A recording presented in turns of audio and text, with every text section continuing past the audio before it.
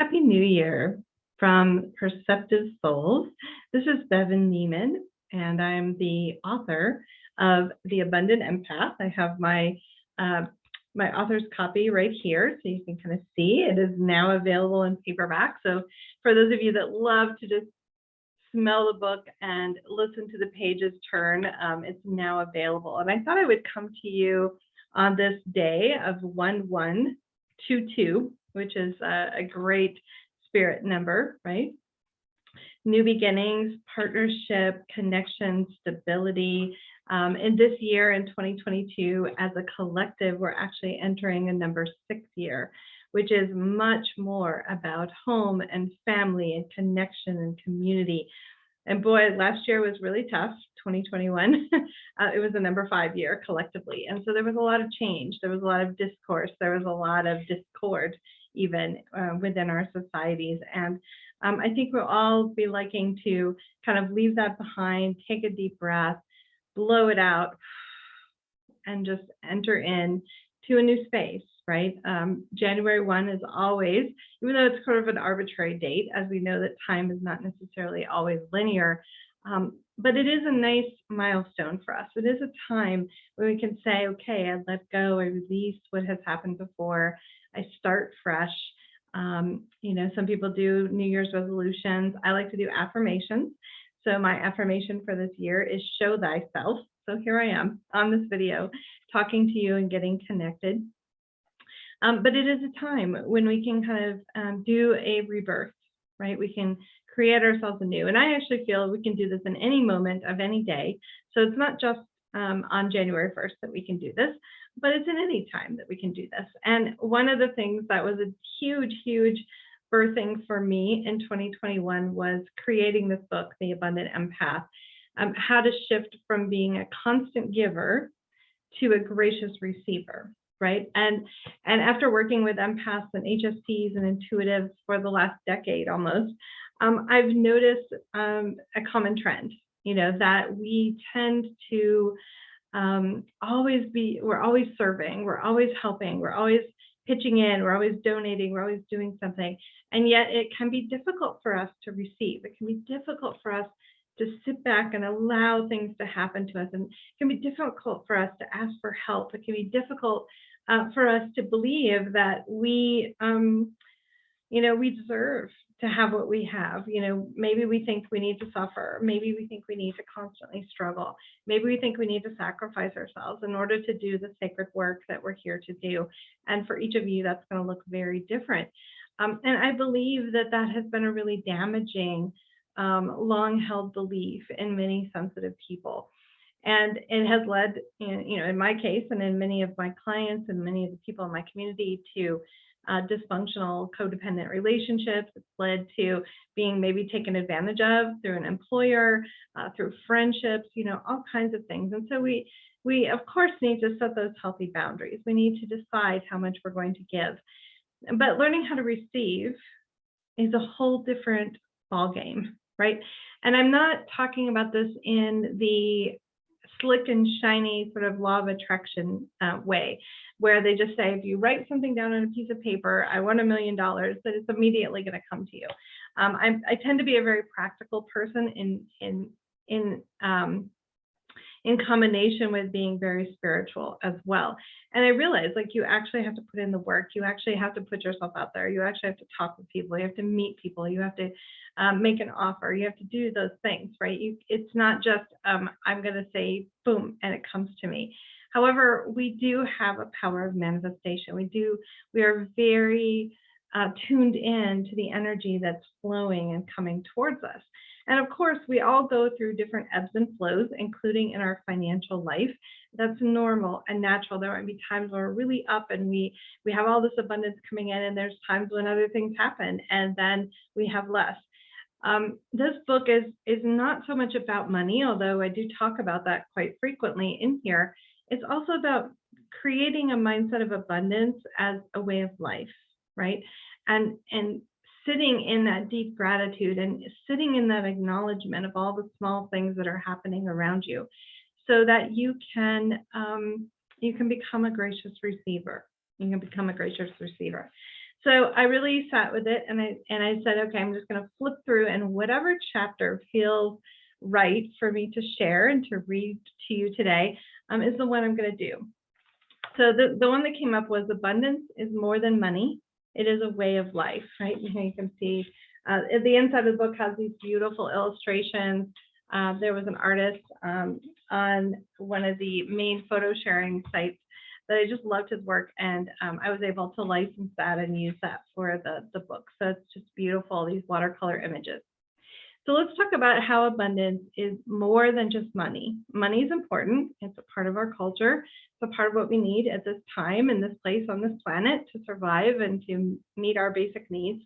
But abundance is also a way of life. And it's also a way of life. So when we talk about abundance, money is usually what comes to mind. If you buy into the prevailing message of our time, you may believe money and the status that comes with it is the singular goal of your existence. Work hard, bring home the bacon, buy all the things your heart desires, you'll be happy, right? I don't know how many of you have tried that, but I've tried that in the past, and that didn't necessarily make me happy, right? I've had more money, I've had less money, and my level of happiness, my level of fulfillment has shifted and changed depending on how connected I am internally, right? How connected I am internally. So the first question that strangers ask each other is, what do you do? And recently I read a report by a multinational corporation that referred to their employees as human capital. Our perceived value in society is completely tied to our careers and our earning potential, right? So there's a lot of judgment levied out there about how much do you make and what's your job title, what's your status, what kind of car do you drive, and what neighborhood do you live in, and that there's so much of society that's really focused on that. When everything is for sale, when happiness is directly connected to a price tag, and it's a race to see how many physical objects you can accumulate in a lifetime, what's an empath to do? Most energetically sensitive people reject this paradigm while reluctantly navigating a day-to-day existence within it. We know there are more conscious metrics of happiness and success, but admit it, a part of you also wants more money. We all do, right? We all do. This is the way we've been conditioned, and this is what all the messaging that's on TV and on the internet, you know, make this amount of money, make this amount of money, you can buy this, you can vacation in Bali, you can do all these things. This is our conditioning, right? Our social conditioning.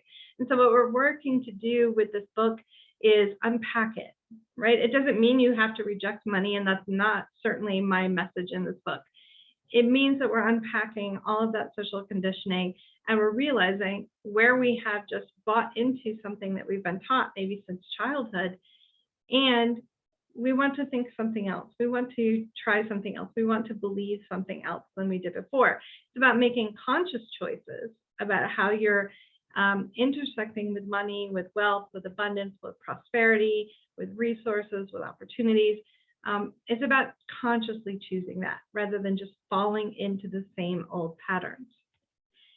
So if I could just make blank per month, I could stop worrying.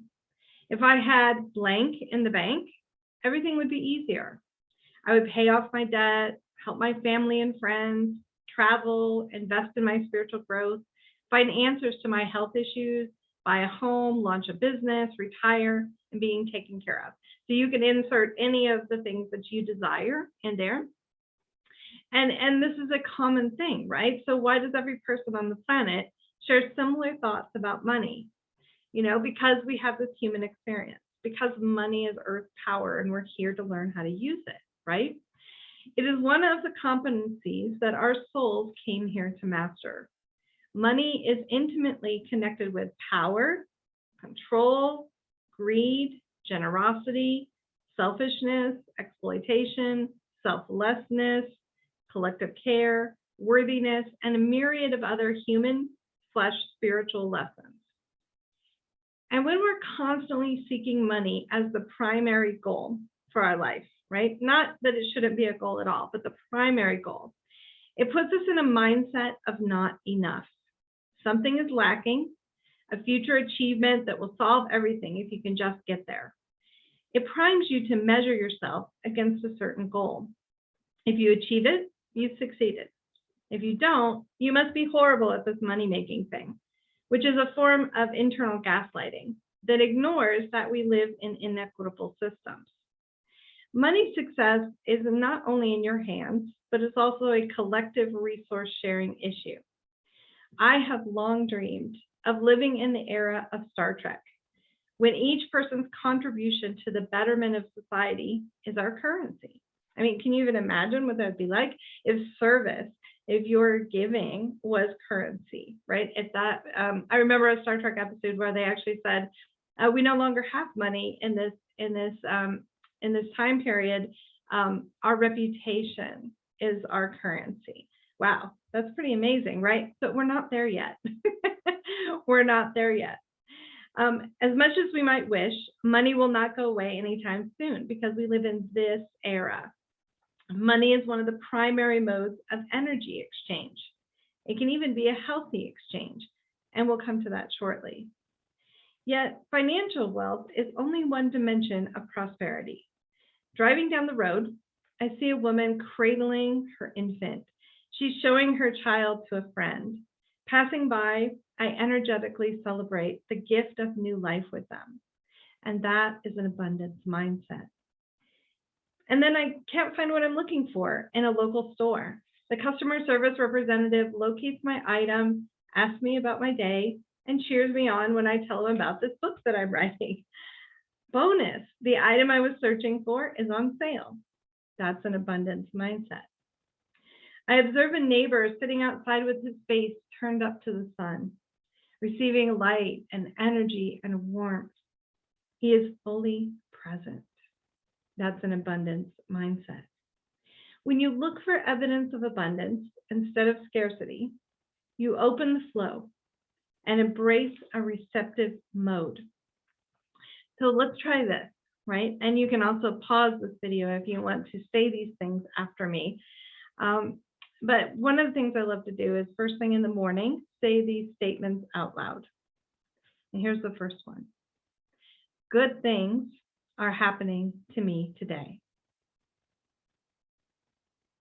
I receive everything I need. The universe, source, God, Allah, Yahweh, Goddess, is working on my behalf. I attract supportive people into my life. I am smart. I am creative. I am resilient. I am guided by my inner knowing. And I trust my intuition. Opportunities are waiting for me. And I am open to whatever form those opportunities take. I can share my gifts right now. That's what I'm doing. And my gifts are exactly what the world needs, right? So if every morning you got up and you said the things that are on this page here, right? If you said these affirmations, and you may or may not be able to buy into it at first. You may be skeptical, right? You may be able to embrace some of the statements, while others are going to take a little more time to settle in. But speaking them out loud, saying things like, I receive everything I need, the universe is working on my behalf, I attract opportunities to my life, I trust my intuition. These are things that as we begin to speak it, we begin to rewire our brain. We begin to build new neural pathways that allow us to eventually actually own that, actually embody that, actually feel that vibration when we're speaking it out of our throat chakra. That vibration is coming into play. It's coming into the room around you. The energy is swirling. Maybe you say it to another person and then they witness you saying that, so that there's this vibration that gets connected between the two of you and you have accountability for that. Whatever it is that you need to do, even just small things like this can help you shift that mindset. You may even hear the inner skeptic that says, oh, this is never going to work. Look how little I have compared to others. There's no way I'm going to be able to pay my bills this month. This exercise is silly. Okay, I can see that. And I'll tell you that many times when I've had other people, teachers or whatever, or even the books that I have with my tarot and oracle cards, they'll say, okay, repeat this affirmation out loud. And at first I was like, just rolling my eyes, right? Especially when almost every single one of them was like, I affirm this in unconditional love. And that inner skeptic's like, what the hell? There is no such thing, and it's taken me some time of this repetition to be able to rewire that part of my brain that says, what if there is unconditional love? What if there is abundance? What if I do receive opportunities? What if the universe does have my back? What if wonderful, supportive people do come into my life? What could happen, right? And so we start to shift it from that'll never happen to what if, and then we start to shift it one more time or several other times into I do receive this. I do receive this. I deserve this. I own this. It's mine. I claim it, right? Not from a place of selfishness. That's not what I'm talking about. I'm talking about a place of knowing that when your heart is aligned, when you're bringing something out into the world, whatever that is, when you're showing up authentically, when showing up in love and empathy and compassion, the universe has your back, right? We're not living in a system, in my personal belief, that is punishing of you or me or anyone else, right? That's an old paradigm. It's an old thought. It doesn't mean we're necessarily being rewarded either, right? I know that's a hard one to think about, but if you're not being punished, you're not being rewarded. What's happening is you're setting yourself up to be open and receptive. And you're trying to clear as many previous preconceptions, if you will, of what that's going to look like. And this has been a real hard one for me. I always have this idea, like, it's going to be this, it's going to be that, and it's going to look like this, and here's how it's going to come. And most of the time, it never comes that way. So I'm learning and I'm training myself how to just be open to the form, how to just be open to the form. If I need a certain amount of money by the end of the month to pay my bills for the next month, I'm open to the form that that's going to take. It doesn't matter how it comes in. I don't have to be attached to that. I can just say, I receive. And you keep saying that and affirming that until you actually believe it, until you actually embody that within yourself. Engaging in this practice regularly will minimize that inner skeptic voice. When it does speak up, it will feel strange, unaligned, and you'll be able to quickly steer yourself back on course. So I've been working on this for a very long time as being that compassionate observer, listening to the voices that are coming forward. What am I thinking? What am I saying? What's coming out of my mouth? Is that helpful to me? Or is that an old pattern that I just do unconsciously because I've been doing it for so long? So it's a process, right, of becoming very, very self-aware. Not self-aware in the aspect of being self-critical or being the inner perfectionist. We're not talking about that. But we are talking about like, some gentle questioning, as if you're your own coach, right? You're like, is that really helpful? I mean, would you say that to another person? And if the answer is no, then you probably know it's something that needs to be rewired. And it's a process and you can work on it. You can thank the skeptic, right? We all have the skeptic for trying to protect you. Share the new understanding of your role in the universe, right? So this is your new understanding. Good things are happening to me today. I receive everything I need. The universe is working on my behalf. I attract supportive people into my life. I am smart and creative and resilient. And as you begin to embed and imprint these things into your energy field, things will shift and change, right? And like I said at the beginning, doesn't mean it's just automatically going to go boom. I mean, you still have to show up. You still have to send the email. You still have to try for things. You still have to put yourself out there. It's not like it's just going to drop magically into your lap. That's not been my experience, and it's not the experience of many people. So I'm not offering this as a hollow aspect of law of attraction. I love law of attraction, but the way it's been presented has been kind of harmful to people because it's like, this idea that you can just have everything that you want. sometimes we don't need to have everything that we want. Sometimes we need to have the things that we need. And we need to make sure that everyone else has what they need as well, right? So I believe in this collective manifestation. It's not just about what Bevan needs and wants, it's about what everyone needs and wants. And how do we start to shift that kind of energy? Because the energy around money has particularly been about me, right? And it hasn't been about we, right? It hasn't been about we.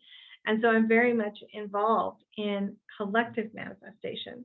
I want the things that are uniquely meant for me to come in, and I accept them and I honor them and I receive them. But it's not all about me, right? It's not all about me. And this is where I think it differs. Living abundantly does not have to be complicated. It can be as simple as affirming gratitude for one kindness, the smallest resource, or an uplifting compliment. Tonight, my partner and I went and we saw a friend of his, and he gave us a bottle of champagne for New Year's. And I was like, oh my gosh, I think that's amazing. I don't usually drink very much, but it'll be fun, to pop the cork and to have that celebration with my partner on New Year's. So it was an unexpected thing. We received it graciously. This is what I'm talking about. It's all the small things that we have in life. Viewing abundance as a way of life reduces the power of our current unhealthy paradigm. As we explored at the beginning of this book, the evidence of abundance is all around us. Can you allow yourself to see the goodness? Right? So this is just one of many chapters here in the Abundant Empath. This book is designed to take you on a healing journey. I share some deep personal stories about my own intersection with money, with wealth, with prosperity, with receiving, with not receiving. And I'd love to share this with you. And starting on 1/1/22, the book will be actually priced, the paperback will be priced at $11.22 in honor of that.